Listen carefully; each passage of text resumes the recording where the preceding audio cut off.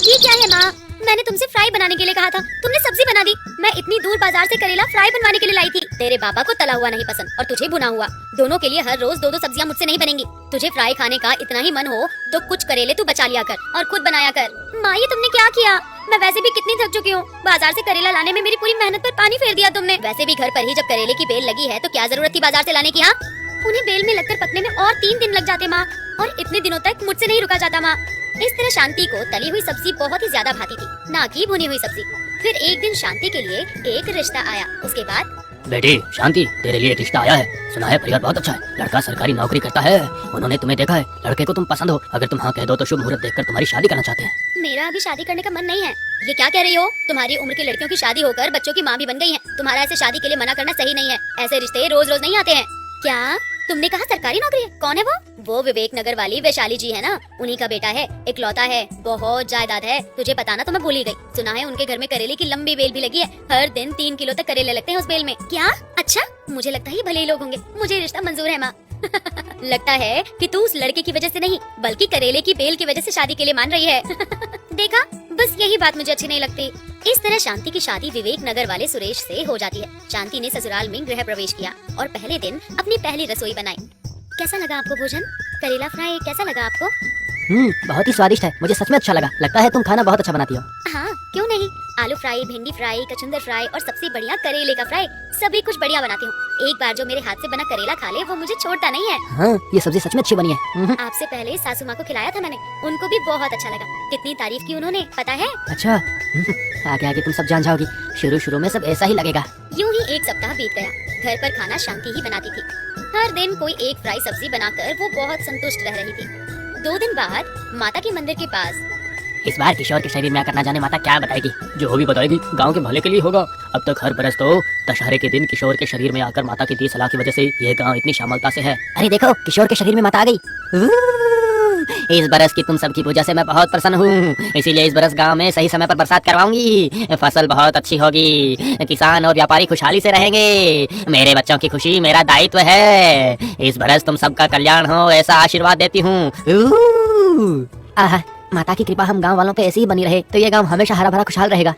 सुनिए, मैंने ऐसा कभी नहीं देखा। ये कौन है? क्या सचमुच इनके शरीर में माता आई है क्या?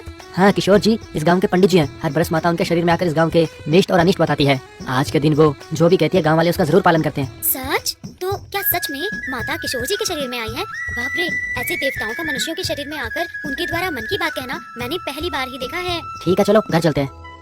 माता का प्रसाद कितना अद्वितीय होता है ना। आपको क्या लगता है ये कैसे बना होगा? मैंने तो 2 बार खा लिया। तो मुझे कैसे पता होगा? प्रसाद मेरे सामने थोड़ा ही बना था। हाँ, आपको कैसे पता होगा? खैर, मैं किसी भी तरह से 2 दिन में घर पर बनाऊंगी। यूं ही 1 महीना बीत गया। शांति ने खाना बनाकर सास को भोजन परोसा। उसके बाद सासू माँ, आज मैंने आलू फ्राई बनाया है, खाकर बताइए तो कैसा बना है ये? देखो शांति, मेरी एक बात को समझो। तुम इस तरह हर दिन तली हुई चीज बनाओगी तो बहुत तेल खर्च होगा। तुम्हें पता है हमारे घर पर कभी भी तली हुई सब्जी नहीं बनती थी। शादी के बाद नई नई आई हो तो मैंने तुमसे कुछ भी नहीं कहा। अब से घर में तली हुई सब्जी नहीं बनेगी, हर रोज भुनी हुई सब्जी बनेगी, समझी?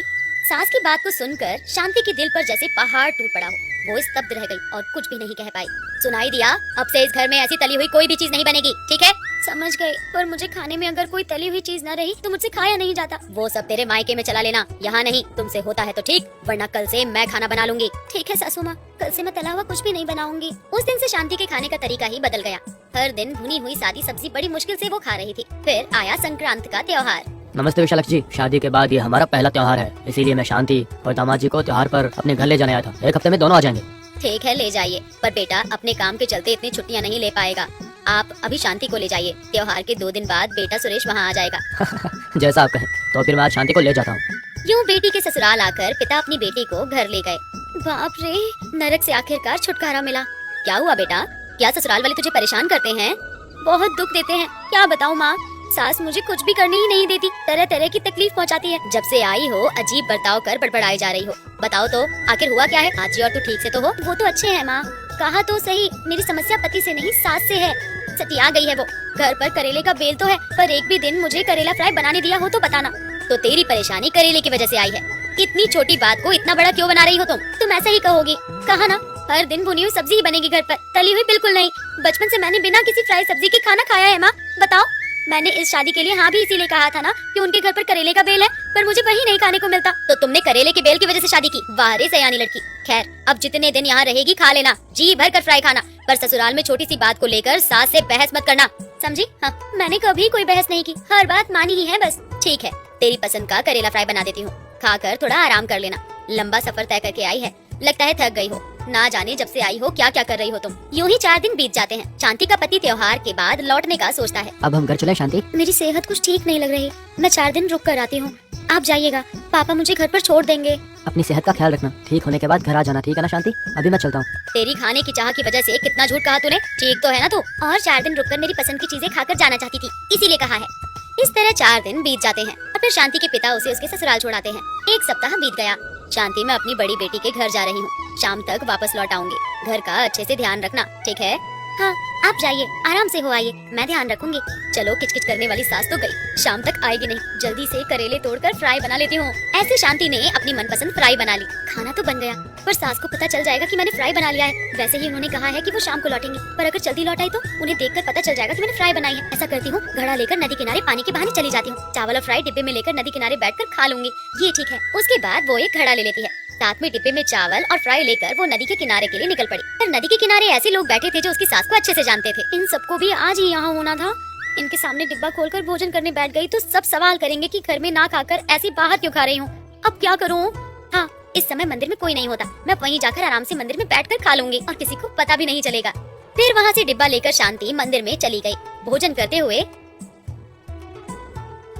आहा, अब जाकर शांति को शांति मिली, पर इसमें घी होता तो और भी मजा आ जाता। अरे, लगता है दिया जलाने के लिए किसी ने वहाँ घी रखा है, थोड़ा सा मैं ले लेती हूँ। चलो। कौन है ये कन्या? एक तो मंदिर के परिसर में भोजन कर रही है और मेरे दिए के लिए रखा घी मिलाकर खा भी रही है। हे भगवान, हिचकी आ रही है, यहाँ पानी होगा? हाँ, वहाँ है तो सही, पर लगता है ये माता को भोग चढ़ाने के बाद उन पर चढ़ाने वाला पानी है। हाँ, तो क्या हुआ, माता सच में थोड़ी आकर यहाँ पर पानी पियेंगी। ये कन्या तो बड़ी ही अजीब है। मैंने आज तक किसी का भोजन के लिए इतना पागलपन नहीं देखा। मेरे लिए रखे घी, मेरे लिए रखे पानी को पीने से भी इसे भय नहीं लगता। आहा, आज भोजन करके मजा ही आ गया। इस डिब्बे को यहीं फेंक कर पानी भरकर घर चली जाती हूँ। अभी तक तो माता ठीक ही थी, अब क्यों नाक में उंगली डाली हुई दिख रही है? नहीं, ये मेरा भ्रम होगा।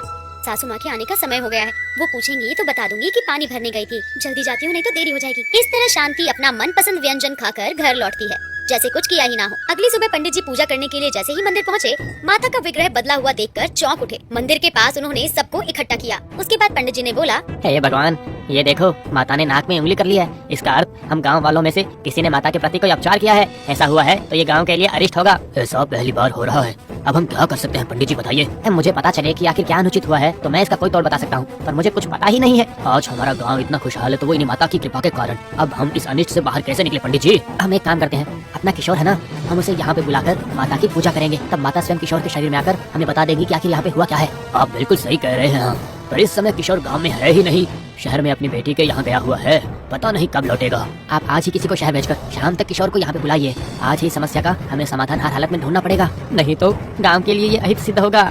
फिर मुखिया ने गांव के एक व्यक्ति को शहर भेजा किशोर को वापस ले आने के लिए।